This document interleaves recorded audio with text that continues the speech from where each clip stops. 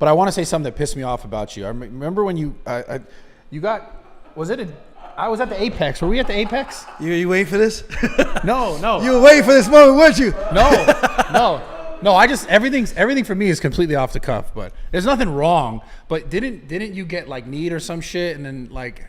Yes. Yeah. By Jan. Yes.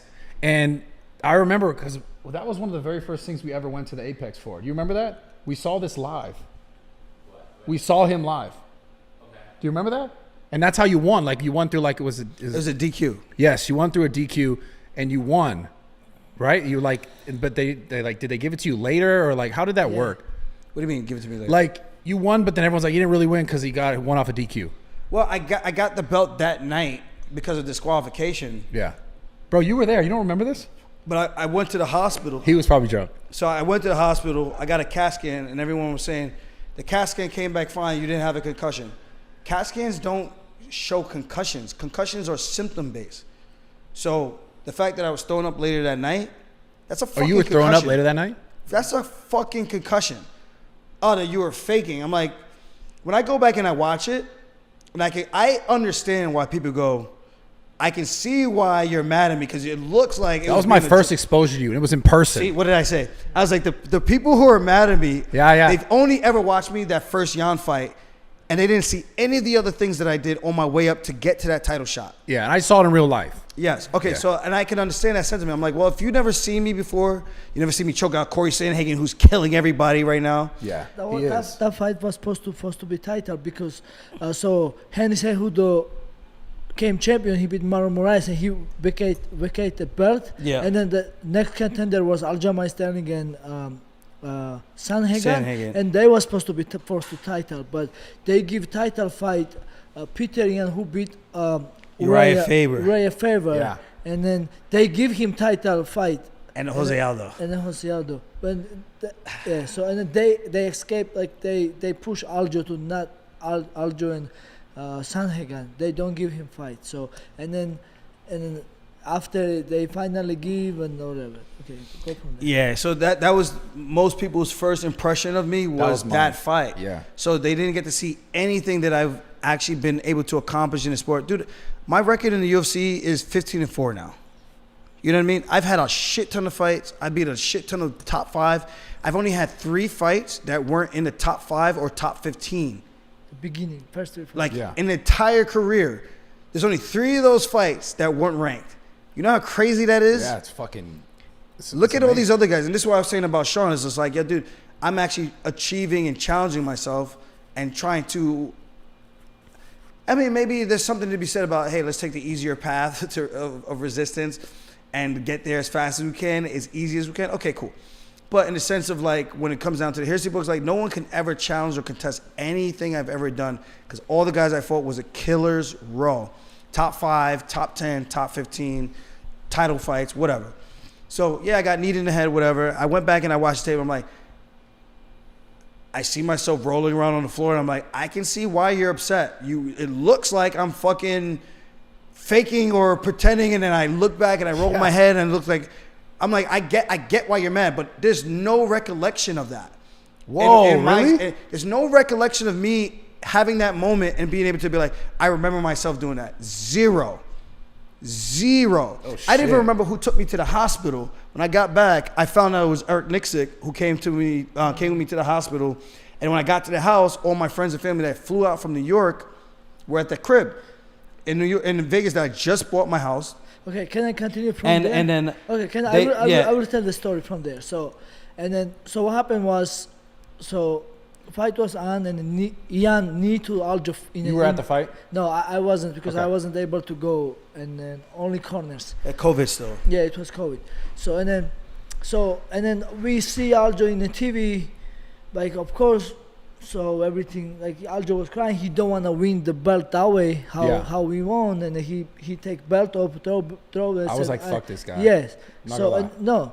Anyways. So no, he did the right thing. You know, he don't want to win the belt that way. And then like Aljo said. Wait, you said that after I took the belt off? I was so mad. No, at because you, he's dude. not. Oh, Even so after, like, fuck. after I took the belt No, off. the whole thing was just like, fuck. Wait, this I'm guy. just saying. After I took the belt No, off, I was kind of like, I thought that maybe you weren't gonna take it, but then you took it anyways. but I'm saying I didn't take the belt. Dana put it on me, and I took the belt off, and you were still saying fuck I this was guy. mad because you still had it. Because I know you had it after the fact. That's too. crazy. Okay. See, like I don't know, because you're not really a real fighter. You don't know. I don't know. Whatever. Ah. Yeah, you just. I'll show you a thing or two. Shut the fuck up. Okay, we'll see.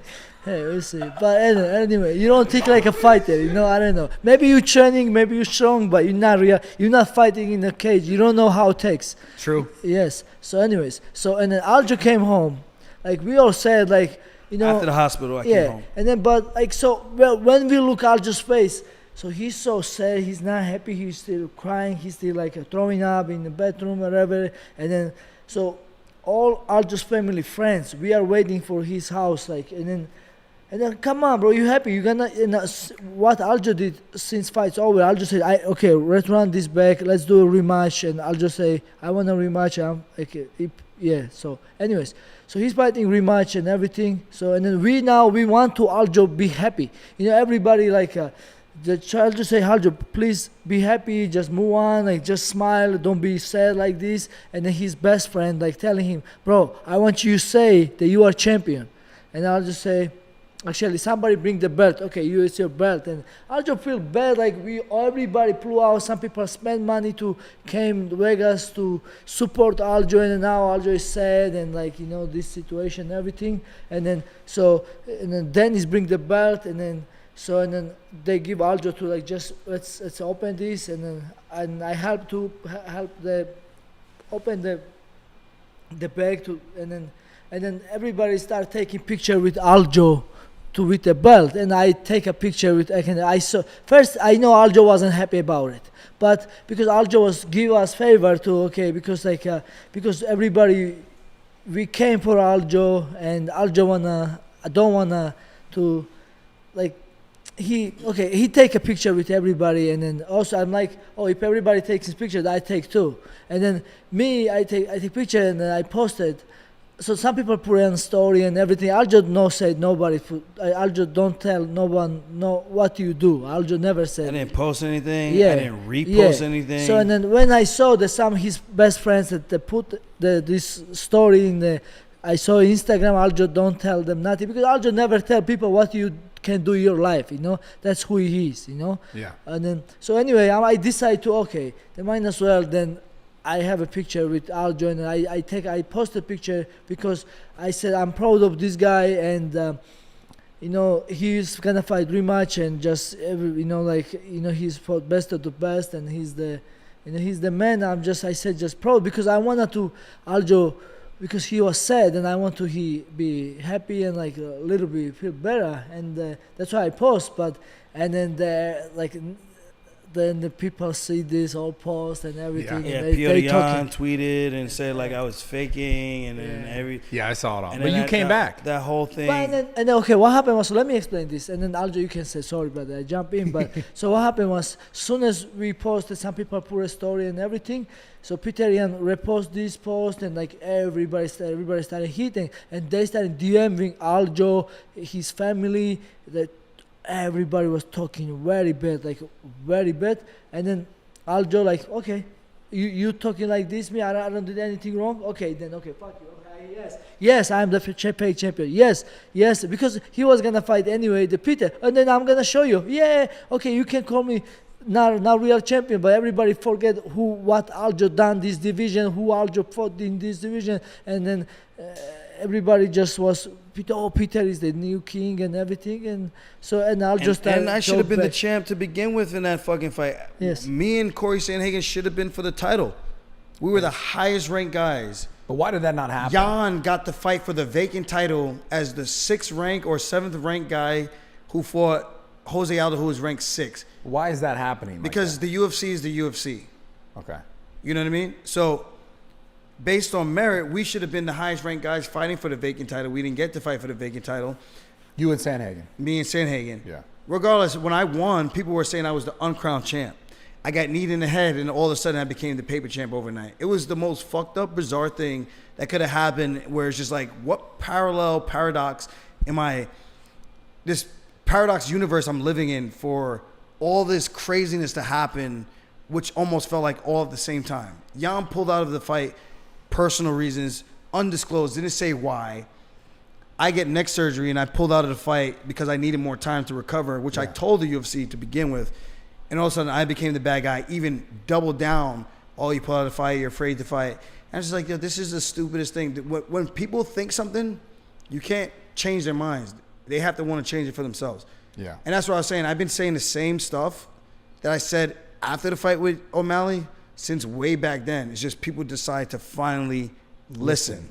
Yeah. And it is what it is, man. It's like, if you want to make me the bad guy, make me the bad guy. I'm going to brace the role, whether it's positive or negative.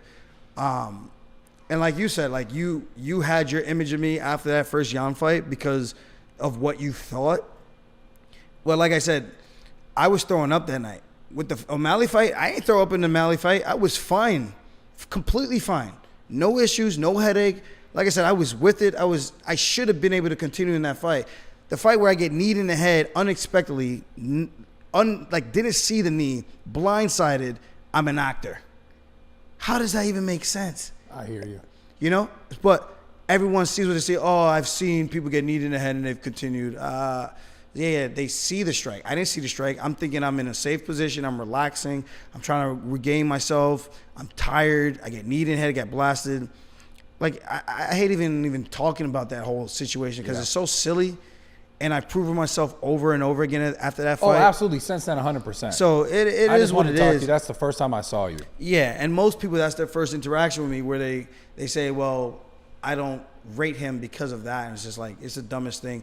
I'm like, so I guess you just discredit all my other wins well before that? Yeah. You discredit the Sanhagen win, the Pedro Munoz win, the Jimmy Rivera win, Stamen, Bert Johns when he was undefeated, all these other guys. Dude, I got a killer's resume of the who's of guys who are riding momentum when I beat them. They weren't coming off of losses. These guys were all winning. Yeah. Winning streaks when I beat them. That speaks volumes. Yeah. And that's what I say is like, I hold myself to a higher standard, and I took on the toughest challenges, never turned anybody down. Thankfully, I've been able to come out on top more times than I haven't. And sometimes you come out on the other side of things, and that's just the way the game goes. So yeah, at the end of the day, it is what it is, and I'm proud of everything I've accomplished. And hopefully there's a couple more sunny days than there are rainy days.